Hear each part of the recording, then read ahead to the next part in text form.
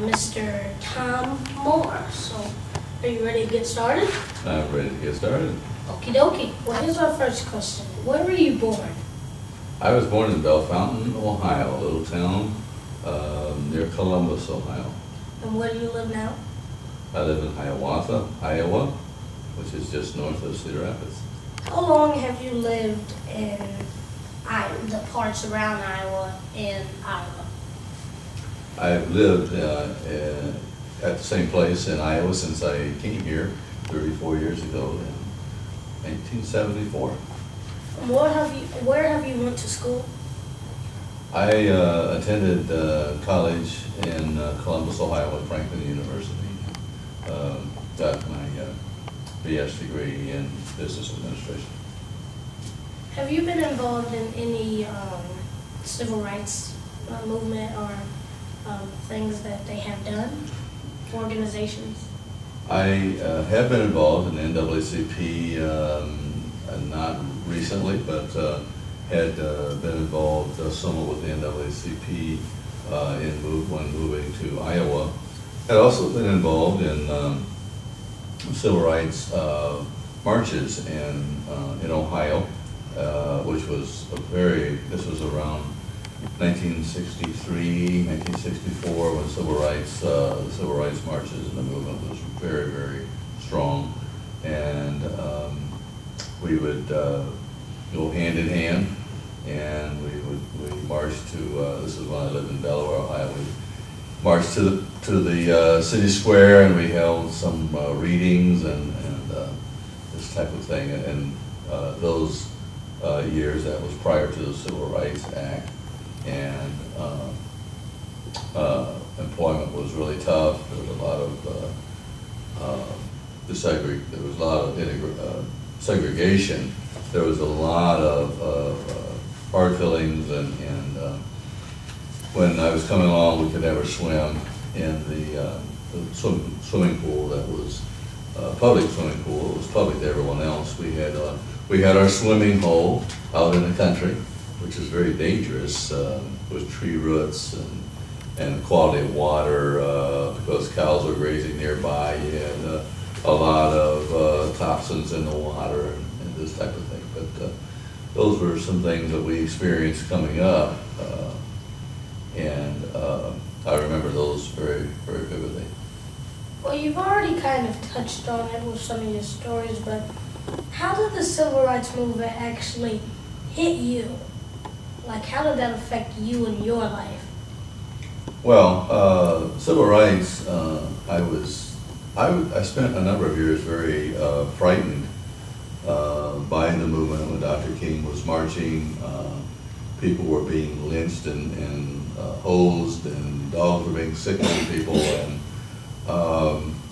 there were parts of the African American community that really was not in favor of Dr. King doing this because it meant that they had a lot of retaliation on their jobs, and they were afraid of not being able to get mortgages or losing their jobs. And Dr. King was stirring up a real hornet's nest. And of course, many African Americans were all for it. And so actually people were kind of split on which way to take Dr. King.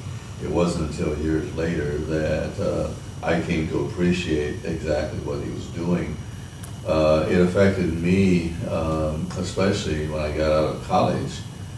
I was not able, this was in 1969, at that time I was not able to find work. I would go to places, and I knew that they were not going to take my application serious. And so I went on into service into the Air Force, and I spent time there. They were desegregating, and they were spending time with sensitivity training and these type of things that came about as a result of civil rights. The Air Force was forcing all of us, black and white, to go to special sessions to learn about each other, to learn about our rights, to learn about the changes that were going about in the service.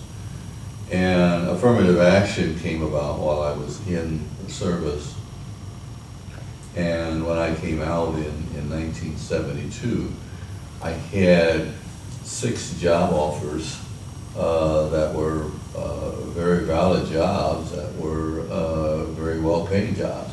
And so within that 3.5 year time period, things changed that much.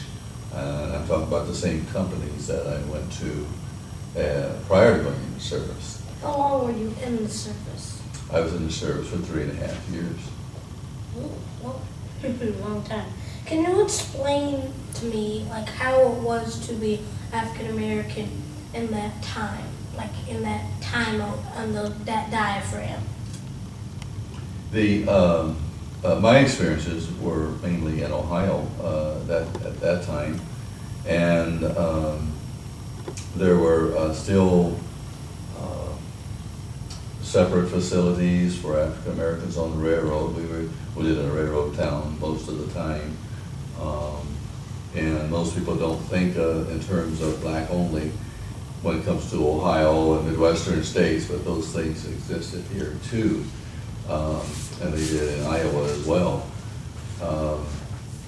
So those were some things I remember going by, looking in restaurants and couldn't go in, and I remember getting a hamburger once.